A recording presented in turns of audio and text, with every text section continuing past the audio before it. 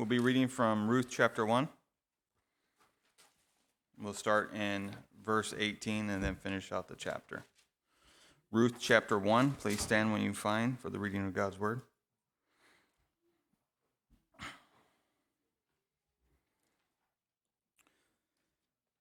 When she saw that she was steadfastly minded to go with her, then she left speaking unto her. So they two went until they came to Bethlehem. And it came to pass, when they were come to Bethlehem, that all the city was moved about them. And they said, Is this Naomi? And she said unto them, Call me not Naomi, call me Mara, for the Almighty hath dealt bitterly with me. I went out full, and the Lord hath brought me home again empty.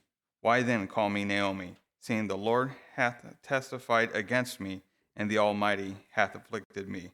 So Naomi returned, and Ruth the Moabitess, her daughter-in-law, with her, which returned out of the country of Moab. And they came to Bethlehem in the beginning of barley harvest. Lord, thank you for your word. We just pray that you bless this service. In Jesus' name we pray. Amen. Amen. You can be seated.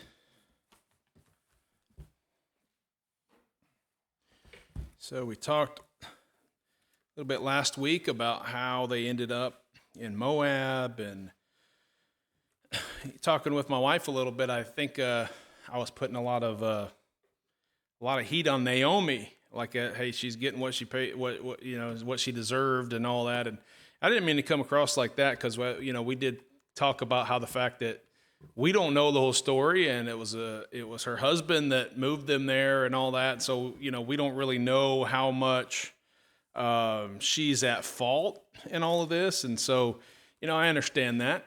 But of course, none of us are without fault either. And so again, as I talk about this now, she's the only one there because her husband died. And so some of the application that I'm going to make is going to fall on Naomi.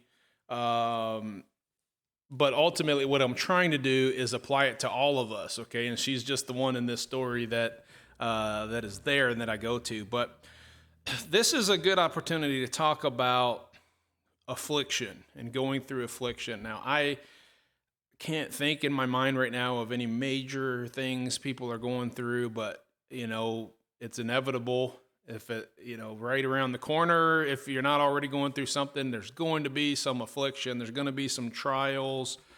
Some of them are going to be a lot bigger than others, and as far as from our perspective, obviously a big one is the death of a loved one, and I've got little experience with that, honestly, and it hasn't hit that close to home as far as my immediate family or anything. But some of you have gone through that, and we sorrow with you, but don't know necessarily how to comfort. And I'll be honest with you, I try to put myself in that position sometimes and have little panic attacks, just thinking about how I would deal with that. And so I can't imagine how difficult that is.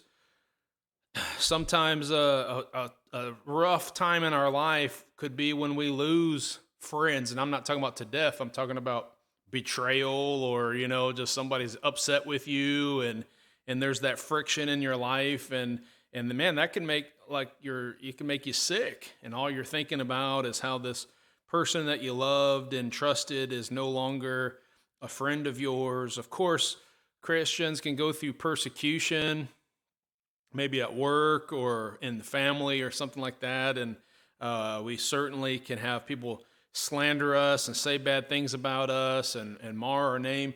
That would certainly be a time of affliction, going through that and feeling, just that pressure. Whatever the cause, any of that, that's not important. At this point of the message, the reality is we're going to be hurting. We're going to have times of affliction, sorrow, heartache. Maybe it's just sickness. A lot of people go through cancer. I know in my family, on my mom's side, there's been different family members that have been struggling. And again, some of them is pretty certain they're not going to live a whole lot longer. And so there's a lot of sorrow there and affliction. Here's one that we all can, I would expect we all can relate to: financial hardships. Like, that's an afflicting time. So that can put you in a situation where it's really rough. You don't know what to do, what's around the corner in the future for you. And so we understand that it's just reality that all of us are going to have times of affliction. And so this part of the story of Ruth is a good time to mention that and to make some application to ourselves. Again, I can't think in my head of people who are going through at this point big time. I'm sure everybody's going through little bits of affliction here and there, but I can't think of anything major. But we know this, it's coming. And you've gone through some things before. You'll go through some things again. So this will be a good time for us to make this application. Go to Job chapter 14, and we'll come right back to Ruth.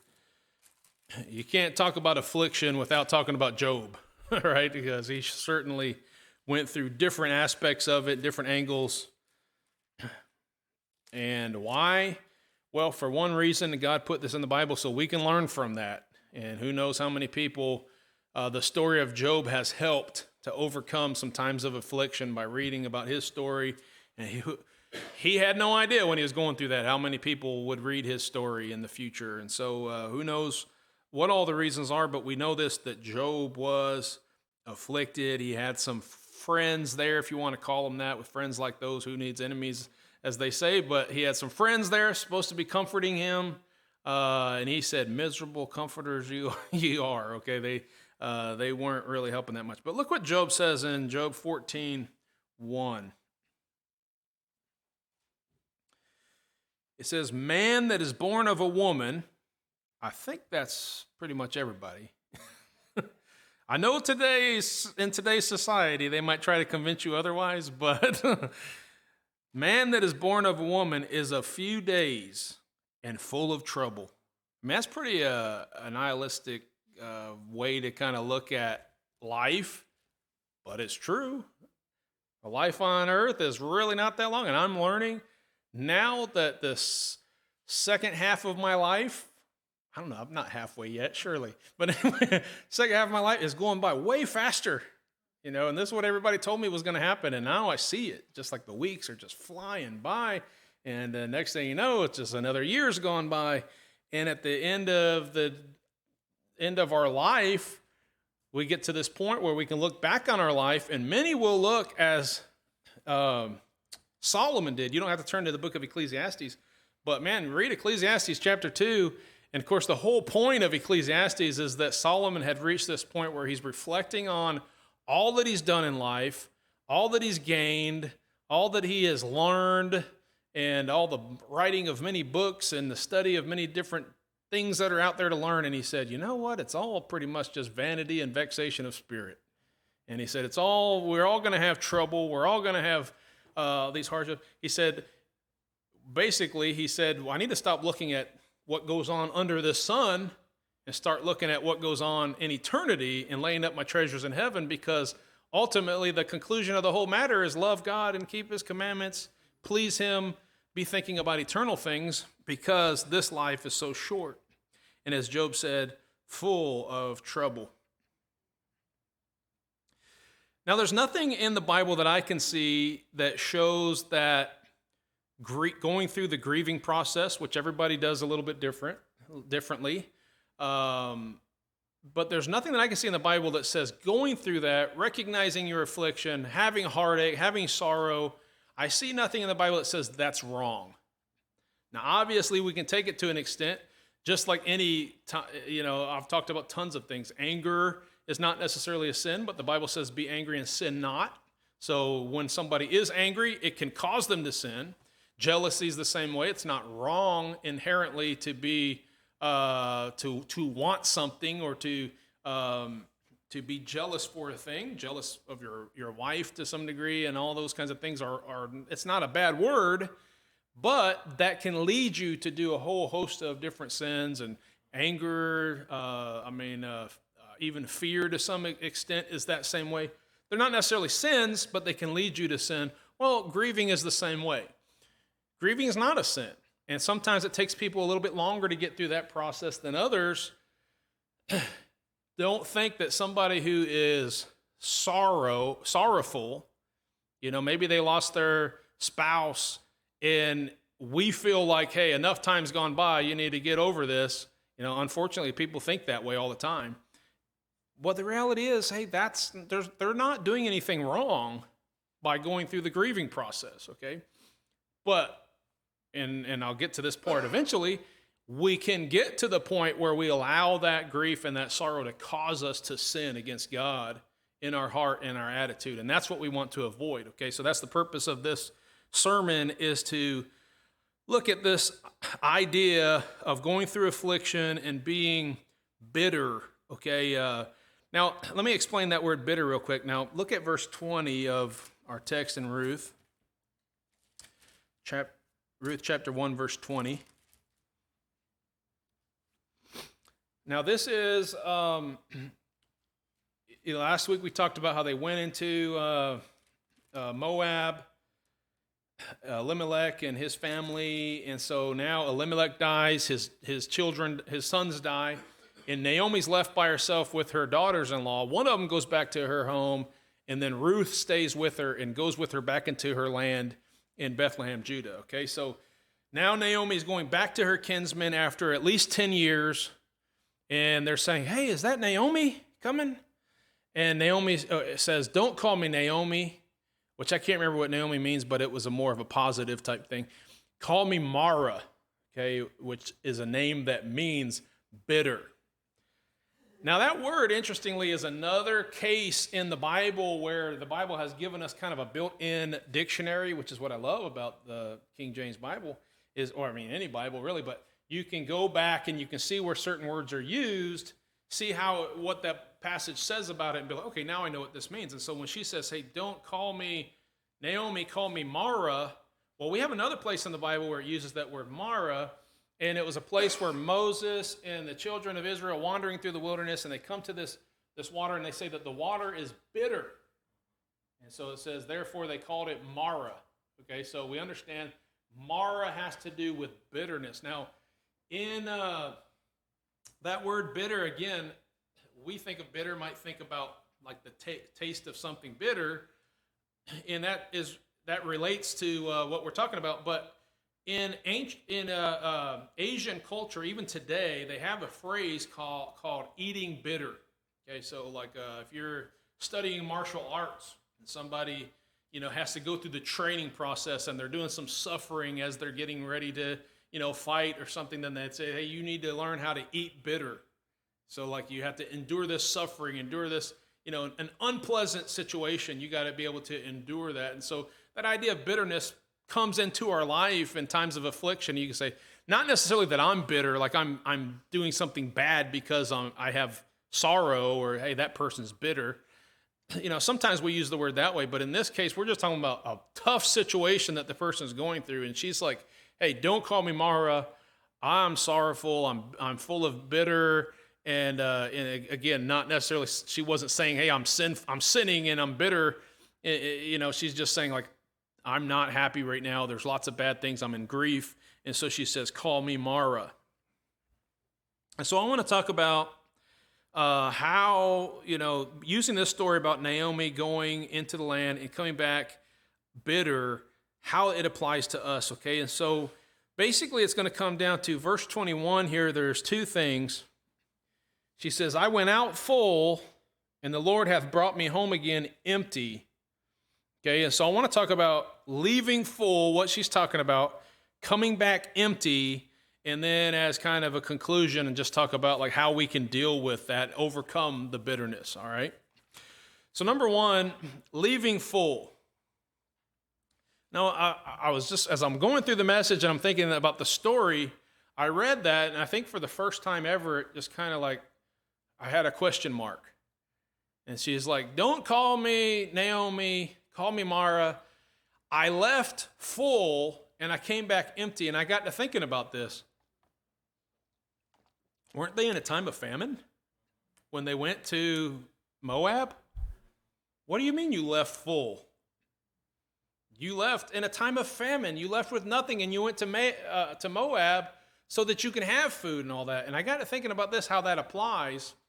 Well, one, let me get this thought out of the way. It could be that they actually did have a fair amount of stuff, and they were anticipating the famine's coming, It'd be like us saying, I've been hearing a lot of people talk about this great recession that's coming, and I can see someone saying, hey, we got to get out of here while we can. And so then they move somewhere. Like it was that kind of an idea.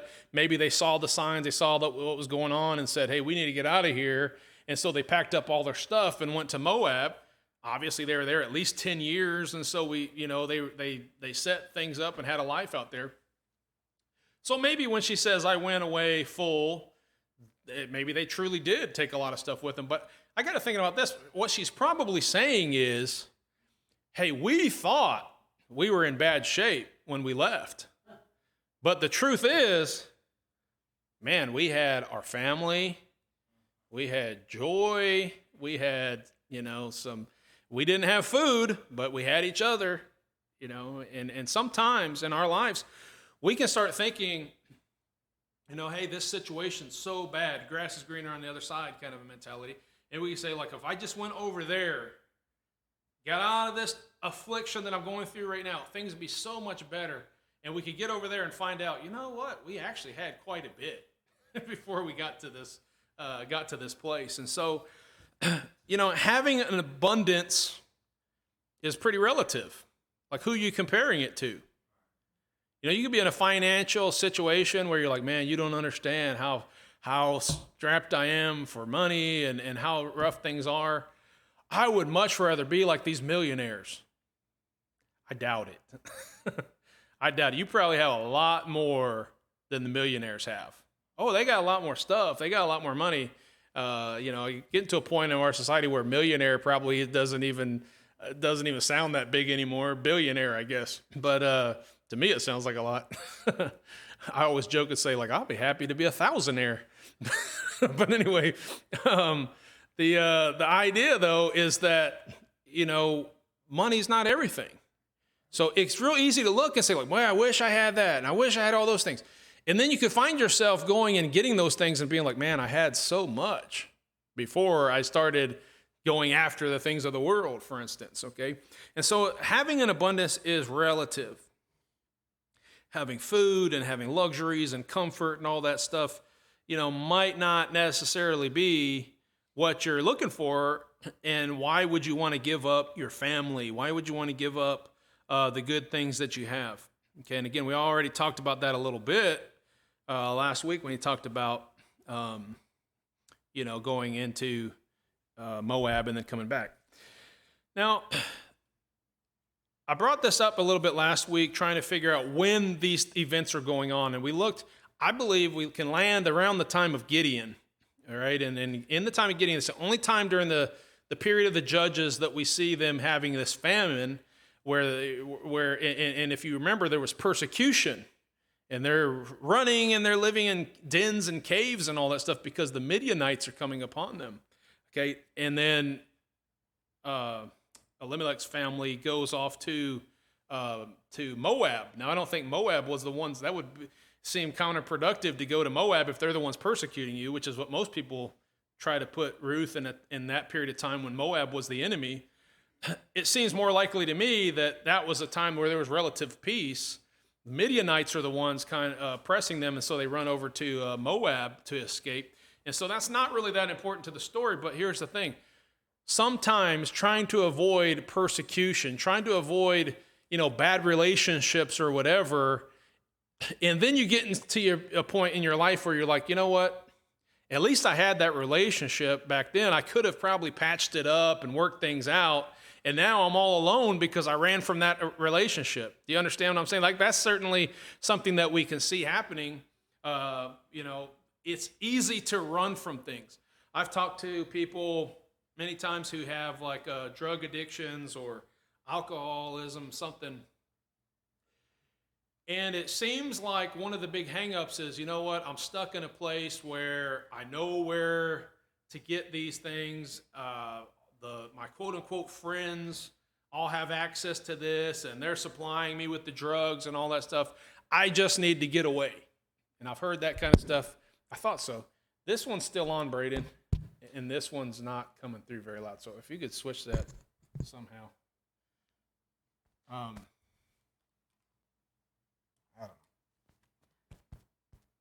It's not, you can hear it all right? All right. So So we can certainly see that happen, but sometimes people will try to escape and they'll say like, well, I'll just put all that aside and hey, there's definitely sometimes you need to get away from bad influences in your life. But sometimes what I found is people will just run and think that they can escape a situation instead of dealing with it. And whenever they get to the other place, guess what they find? Worse. You know, so I'm going to get away from Iola because there's so much drug use here, and I'm going to go over to this other place. Well, guess what? It's not long before they find out where they can get those things there. They might come across some worse relationships. Like, you can't run from things. You have to be able to deal with them through the power of the Lord and overcome those things, because what we think we're empty-handed and we're going to find something, we might find out that actually we left full and we're going to come back empty, which is I'll talk about here in a minute. So either way, whatever the case, Naomi is now coming back to her people after at least 10 years. It really doesn't matter whose fault it was or what's going on or what they left with and what they came back with. The point is that Naomi is coming back empty. And I would say, to make a little application on that before I go to the next point, we should never compare ourselves with somebody else, okay? And so, you know, it's real easy to do this. Somebody is going through a rough time. Now, the purpose of this message is to help you. When you go through a rough time, what can you do to get over that time? But here's a good application we need to consider. What about when someone else is going through a rough time and we have the opportunity to be a comforter to them? Here's what we don't need to do. Oh, yeah, well, that's not that bad. Let me tell you about my hardship that I went through. You know, oh, you think that's bad. You know, let me tell you about my story. That's not going to comfort anybody, okay? So it's real easy for us to start comparing details and point the finger and figure out whose fault something is. Look, none of that is going to help a person that's going through affliction and is going through a rough time. You know, I joke about, hey, one of the worst things I've been through is a toothache, because that'll about kill you, right? And that's you know, almost maybe a woman could maybe understand what, a man could almost understand what a woman goes through when she's pregnant, right? I mean, when she delivers a child. Anyway, I messed that joke up. It wasn't a good joke anyway. But even a toothache, you could be complaining about, oh, this is so much pain, and I don't know what I'm going to do. I think I'm going to die. And then there's somebody else could be having a totally other issue, and look at you like, hey, that's the stupidest thing. That doesn't take away from the fact that you're hurting. Okay, that might be a silly example, but you know the same is true. Like you're hung up on some financial issue, and someone else is like, who cares about money? Like, I'm losing my loved one or something like that. Well, the reality is we all have problems. We don't need to compare our problems and find out whose is worse or who, you know, is more to blame than the other person. The reality is people are going through affliction, and they are going through times of bitterness, and we should understand that. Okay, so let's talk about Naomi coming back empty. She says, I left full and I came back empty. Right? She left with her husband and her 2 sons, and then at some point when they were over there, it seems like her daughters-in-law, you know, her sons got married, and it seems like her daughters-in-law were good to her and they were friends. So she had all those things. And then the sons died, the dad died, the husband died, the sons died, and she's coming back, and all she has is Ruth. Now, we realize that was a huge blessing that she had Ruth, and Ruth ends up being used, and she's instrumental in helping Naomi to have the blessings in the end of the story. But she comes back, and all she knows is that I've come back empty. Now, last week we talked a little bit about returning. Okay, so you've gone somewhere, and it ends up being a bad thing. And maybe everybody told you to begin with you shouldn't have went, okay? Or maybe you went for the wrong reasons, and then, you know, life stinks, and then you come back kind of like the prodigal son, and you're just like, hey, you know, I'll do whatever it takes to get back. And you know, there is a certain humility that sometimes comes when things don't go so well and we find ourselves in affliction, and we have to come back empty, and we have to face that, and we have to come to people. That's just the reality of it too. When I am talking about Naomi coming back empty again. She lost her husband. She lost her sons. She's apparently destitute and she's desperate. And she has, people looking at her, hey, isn't that Naomi? Now, we don't know what their relationship was like. But, sometimes you got to really swallow your pride and humble yourself to come back. And everyone's like, oh, she's that one who made all these great claims about how she's going to get out of here and they're going to keep their wealth and they're going to do that. I'm just speculating. I'm just throwing stuff out there. And now she has to come back like, oh, don't call me Naomi. Call me Mara. This is I can't believe that I've gone through this and come back with kind of that attitude. But here's the thing. Look at verse 21 again. Ruth chapter 1, verse 21. She said, I went out full, and the Lord hath brought me home again empty. Why then call ye me Naomi, seeing that the Lord hath testified against me, and the Almighty hath afflicted me? Now I want you to notice there that she seems to be putting the blame, although she questions what's going on exactly, she seems to be putting the blame on the fact that God, on herself really, because she's saying God has testified against me, which is implying he must have found something in my life that deserves this judgment. It's a natural thing for us to, when we are having these times of bitterness, it's a natural thing. I mean, I was just talking to somebody recently about a jail ministry and how I'd kind of like to get into some of the jails and preach the gospel to some people in there. So there's been a couple times that I've went to a jail ministry with somebody and tried to preach to people in there. And you know what I found out? None of them are guilty. None of them did anything wrong. The system's out to get them, and okay, I'm being facetious, but that's what they think. Because it's natural for us in hard times to be like, I don't deserve this. I'm such a good person, and I didn't do anything wrong, and it's them, they're out to get me, and that's the natural reaction in times of bitterness. But you know what? At least Naomi doesn't seem to be showing that. In fact, it's almost like, what have I done wrong? I don't know, but God testified against me, and he's judging me, and he's obviously found something wrong, and so now he has afflicted me. What did it say in verse 21? It said, the Lord hath testified, the Almighty hath afflicted me. Okay, so she is under the impression then, I must have done something to deserve this. Is that possible? I mean, we certainly deserve, we've all done some pretty dumb things. And we probably got in many cases, far less than what we deserved as far as punishment goes on that. Look at James chapter 1. I want to show you this one, and then we'll compare it to another verse, 2 Corinthians. And then I'll start on the conclusion. James chapter 1.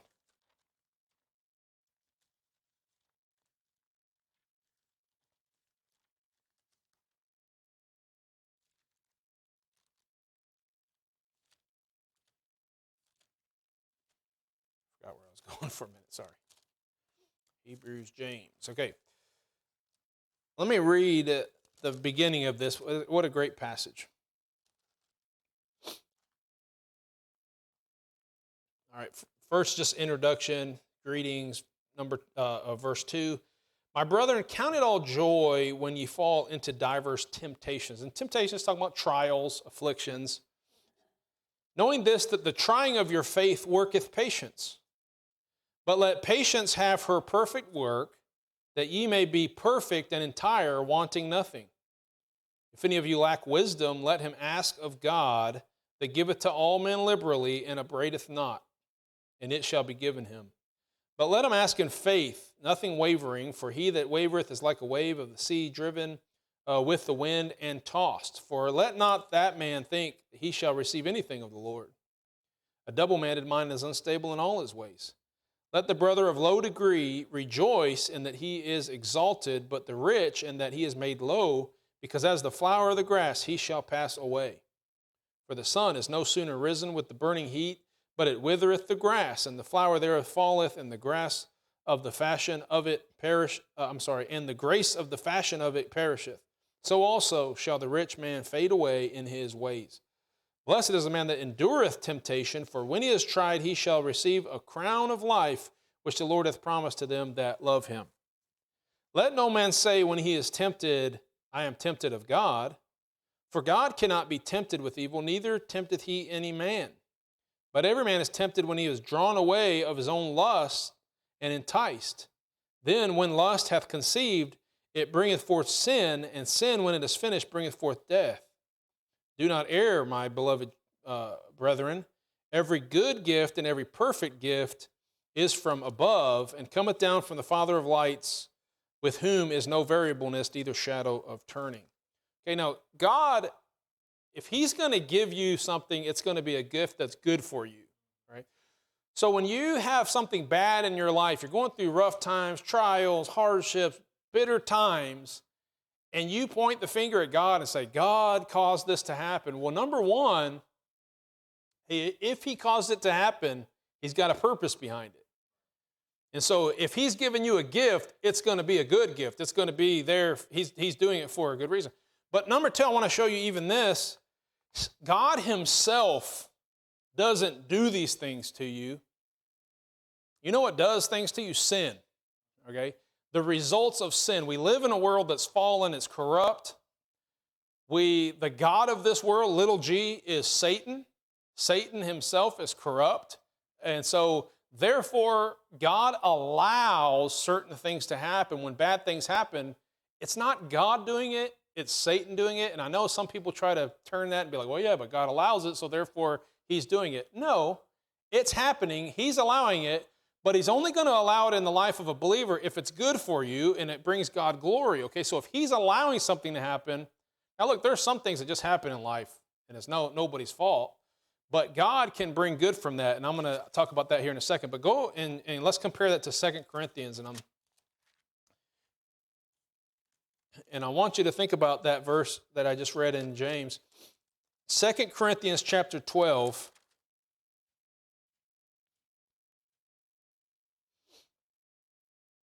The Apostle Paul was struggling with some kind of infirmity. We don't understand what it was. He kept asking God to take it away, and he wouldn't. He says in verse 5, 2 Corinthians 12, verse 5, of such a one, he says, yet of myself I will not glory, but in my infirmity. Verse 6, for though I would desire to glory, I shall not be a fool, for I will say the truth, but now I forbear, lest any man should think of me above that which he seeth me to be, or that he heareth me. And lest I should be exalted above measure through my abundance of revelations. So he was a godly man. God spoke with him. He was able to preach, and he's one of those guys people looked up to and said, there's a great man of God. He says, unless I should be lifted up with pride, it says, there was given to me a thorn in the flesh, a messenger of Satan to buffet me, lest I should be exalted above measure. So who was the one that was delivering this? And who was the one who was buffeting him? Satan. This was the messenger of Satan was this thorn in the flesh. He said, for this thing I besought the Lord thrice, that it might depart from me. And he said unto me, my grace is sufficient for thee, for my strength is made perfect in weakness. Most gladly, therefore, I will rather glory in my infirmity, that the power of Christ may rest upon me. Okay, so here's what I'm saying. Bad things happen in this world because evil exists. Because of our free will, we've chosen to go against God, we've been part of this corrupt world, and therefore bad things are going to happen because sin brings bad things. But God, in his goodness, allows Satan to do what he does, and Satan can only do it if he has God's permission, and God allows certain things to happen. He says, but you know what? In the life of a believer, I'm going to allow that to be worked out for good. And if we will endure these bad things that happen, on the other side of that is something good. We can rest assured that God is going to allow. You say, well, I tried that and it just kept getting worse and worse. Well, you can only go so far low. You can only go so low, and then it's just like, hey, I can only go up from here, right? So, I mean, that might not sound very comforting, but the reality is just give it time. Trust the Lord. He's going to bring you out of that. He's going to get you through that. We see this in the story of Ruth. Certainly, in the end, and we see that in the story of Job as well, in the end, all things come out for good. God gets the glory. They receive blessings for enduring the trials. And guess what? We learn from their stories, which is a good thing to remember. God gets you through a trial. You might be used to be a blessing to someone else who's going through that trial. Now, don't say to them, like, let me tell you how bad my experience was. No, but you know what they feel like, and you know what they're going through, and you can help them, and you can be there. Someone that doesn't know what that feels like can't really be that much of a help, other than to just sit there and try to comfort them the best they can, but they don't know what it feels like.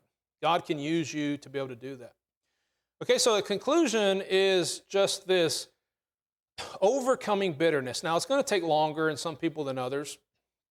And again, the grieving process and all, we understand people aren't sinning just because they're grieving.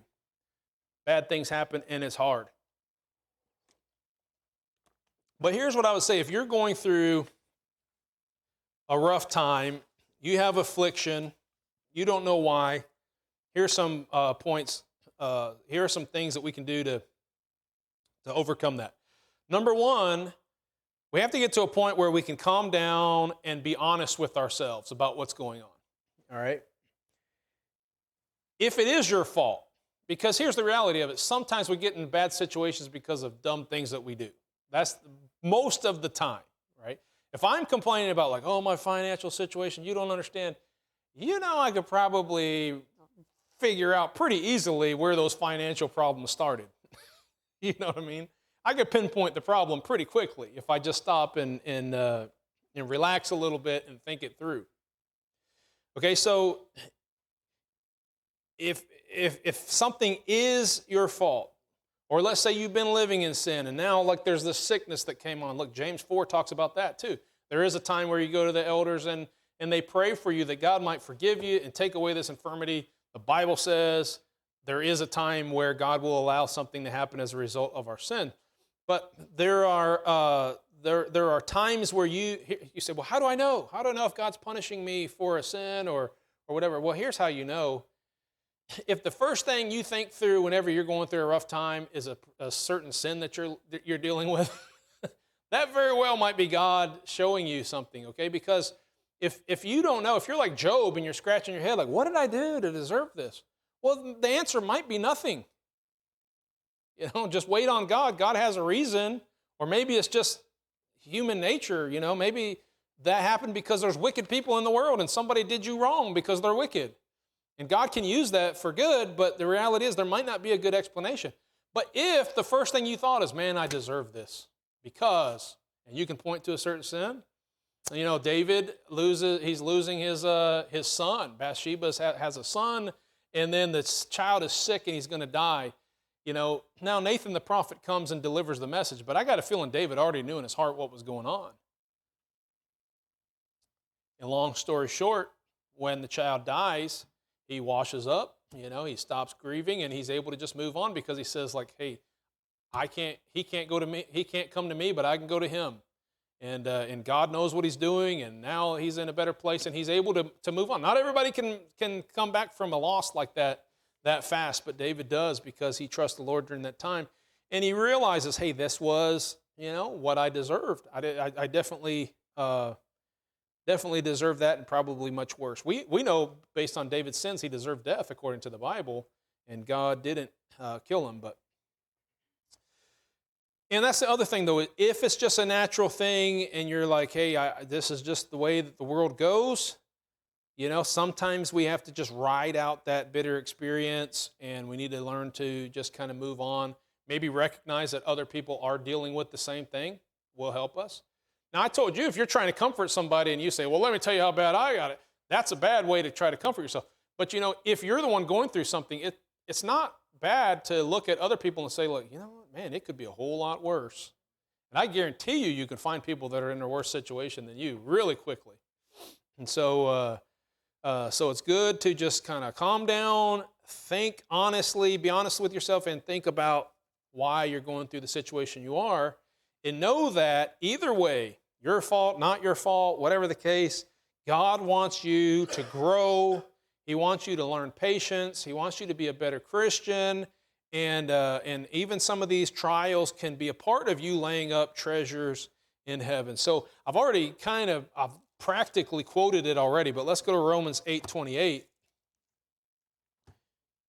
because this is the good verse for Christians to remember when we're going through trials.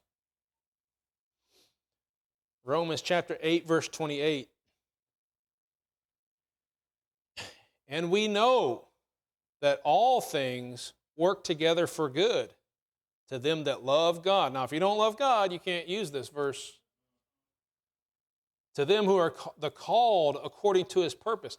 Now, you're not trying to live your life according to his purposes. You can't claim this verse. This is for people who are trying to follow the Lord. They want to serve the Lord with their life. They want to see God's purposes fulfilled. If that's you, then you can look at this verse and say, like, hey, I know that all things are going to work together according to his purposes and according to good, because he's called me according to the purposes. I want his will to be done. Why wouldn't he allow it to work out for good? Like, God's not just going to harm his ministry. And so that's a great verse to remember. And then finally, two things. Okay, well, number one, here's a good advice, just practical advice. I could back it up with a bunch of verses, but I'll spare you for now. Try to focus on the needs of others.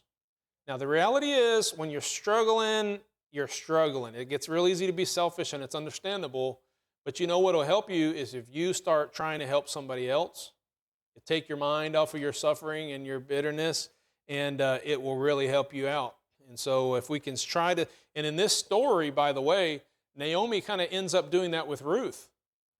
You know, Ruth kind of gets involved in this love relationship with Boaz, which we'll talk about soon in the series, and her focus begins on Ruth. Hey, Ruth, go do this. Hey, Ruth, go do this. And maybe God's going to allow you to have a relationship with this guy. And she's thinking about her, like, hey, if you can direct your attention to help somebody else out, it'll take your mind off of your own suffering. And then the final thing is this. Look at verse 22, and then we'll be done. Now that I lost Ruth here. Well, I mean, I didn't lose Ruth. She's right there. All right, that was a bad joke. All right, Ruth. Oh, what am I doing? All right. And look at verse 22. Last verse we'll read, and then I'll close it up. So Naomi returned, and Ruth, the Moabitess, her daughter-in-law, with her, which returned out of the country of Moab, and they came to Bethlehem in the beginning of barley harvest. That's a good time for them to go, don't you think? Things in Bethlehem, Judah are going well. Probably been going well for a while, I would speculate. They just kind of got stuck in Moab. But at this point, barley harvest, we see by the story, the way it goes later on, Boaz, they've got plenty in their fields, and everything is going well. So my last bit of advice is this. Don't avoid the barley harvests. Okay, here's what I mean. Let's say you're going through a rough time, you're grieving, you're kind of bitter, not necessarily in a sinful way, but you're just like, hey, I'm just bitter of heart. Here's another natural thing that happens. We want to start isolating ourselves from everybody. We want to shut ourselves out. You know, we don't want to be around people, so we don't go to church. We don't call our families. We don't, want to hear from anybody because why? We're going through bitterness. Well, here's a good way to get out of that bitterness. Allow those influences in your life and those loved ones and those people that want to help you, allow them to do that. Like, things are going well for them. They're in barley harvest. Okay?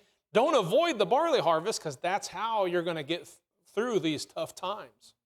Don't be afraid to ask for help. Don't be afraid to use somebody's love and their hospitality, and that's going to help you get through that with, obviously, the leadership of the Lord. All right, let's go to the Lord in prayer. Father, I pray that you'll help all of us here as we go through any time in our life that might feel like a time of affliction and a time of suffering and bitterness.